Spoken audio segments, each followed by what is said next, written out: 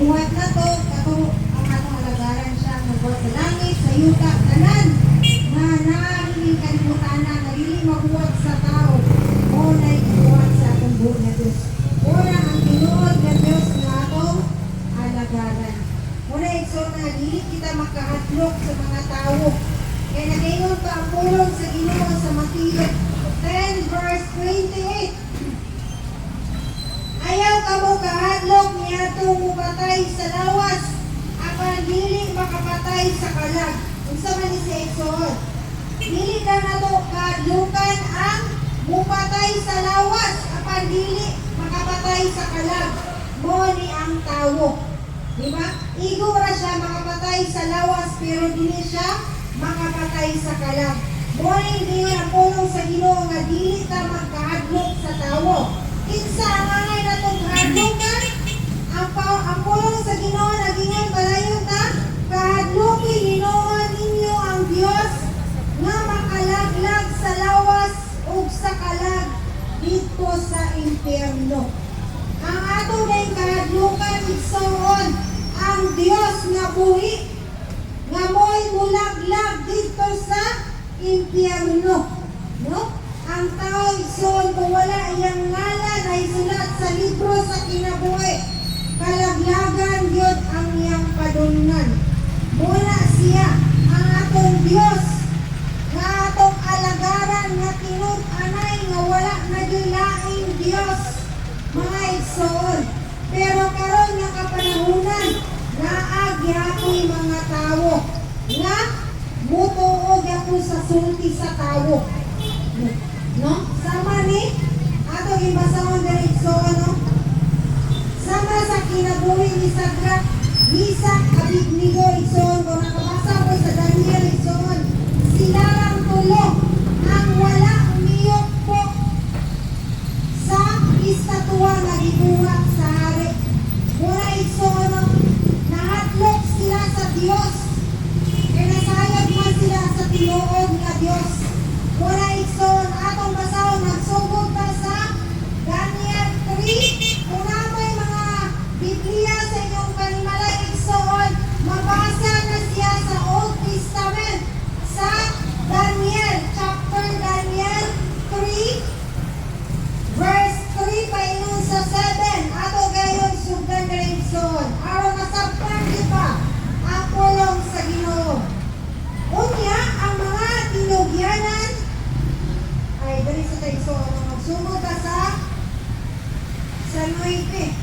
Daniel 3 paingon sa 9. Ay 9 sugod ka igsoon. Daniel 3 verse 9. Ingnan nila si Hari Nabucodonosor sa pangalan, hatagan ka o tagtaas nga kinabuhi, mi pakanaog ikaw sugo o kamahalan nga ang tanang tao muwapa o musimba sa istatuang pulawan, inikadungog nila sa tingog sa trompeta, sa flauta, sa lera, sa trigon, sa alpa, sa kernoten, o sa bisan unsang huni, o katong dili muhapa o musimba sa istatwa, itambog ngadto sa nagdilaab na hudlo. No? Itambog na sa nagdilaab na hudlo, naghimo man sila o hudlo igsoon, na ang mga tao nga dili musimba sa ilang binuwat na istatwa, ilang itambog sa hudlo. Palayon ka, adunay pipila ka Hudiyo na mingon gitudlo nga pangulo sa mga buluhaton sa lalawigan sa Babylonia. Sila mao si Sadrak, Misak o si Abednego. Kining mga tawana o kamahalan wala magkagad sa imong sugo o wala makalagad sa imong mga Dios o magsimba sa istatwa nga bulawan nga imong gibuhat. Sa tanang tao ditong dapita igsoon sa Babylonia, no? Si Sadrak, Misak, ug si Abednego ang wala musimba, muyokbo sa binuhat sa tao igsoon.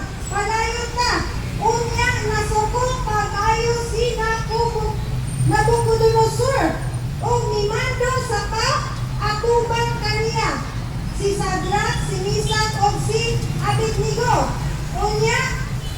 Gipaatubang nila sa hari kini mga tawana. Gitawan sila igsoon sa hari, no? Gipaatubang sila. Gikan sila ni Nabucodonosor.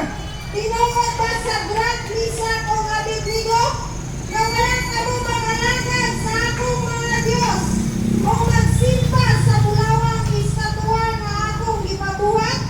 Karon, pangandam kamo, ini kabati ninyo sa tingog, sa trumpita, sa flauta, sa lira, sa trigon, sa alpa o sa kontinig o sa kanang matang, sa huning, panghabang kamo o simbaha ninyo ang istatwa nga akong gipabuhat o walay mahitabo kaninyo. Apan kung dili kamo musimba, itambog dayon kamo ngadto sa nagdilaab nga hudmo. Kinsa naman kahang Diyosa ang makaluwas kaninyo. Iana ang hari, no? Ipa simba gyud si Sadrak, Misak, Abednego. Ipahapa, ipayukbo gyud siya sa binuhat nila nga Diyos-Diyosan. Una, nitubag ang ulo.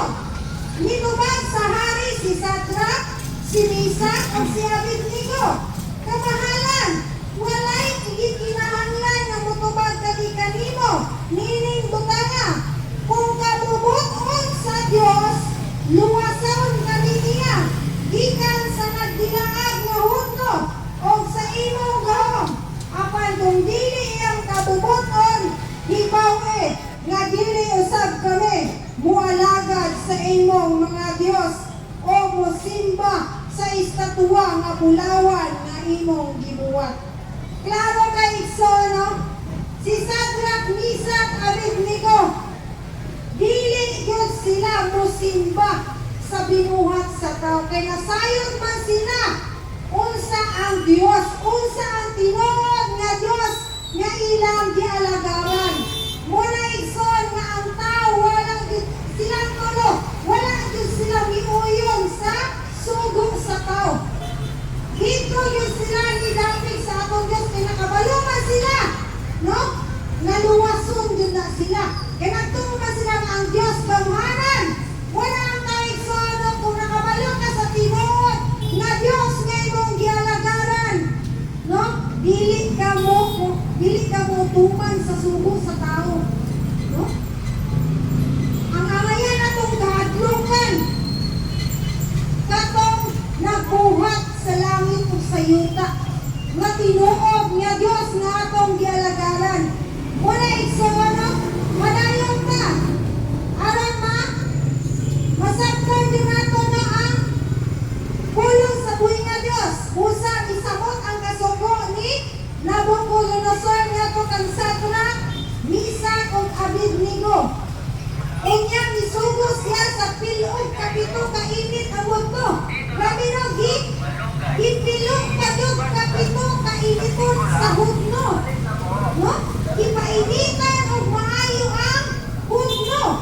O isugo niya ang pipila sa iyang kusgang mga sundalo nga gapuson si Sadrak, Misak o Abednego o itambog sila sa nagsigang hudno.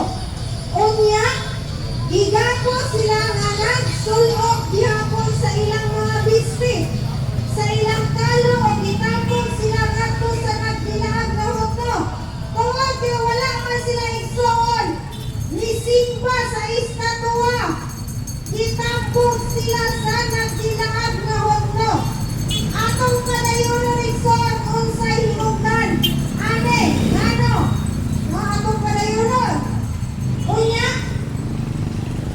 tungod kay ipatuman ngayon ang sugo sa hari o nainit naman pag-ayo ang hudno, ang siga niini makamatay sa mga tao na nagtambok ang Sadrak, Misak o Abednego. O kining tulo ka tao gitambok na ginapos ngadto sa nagsigang hudno.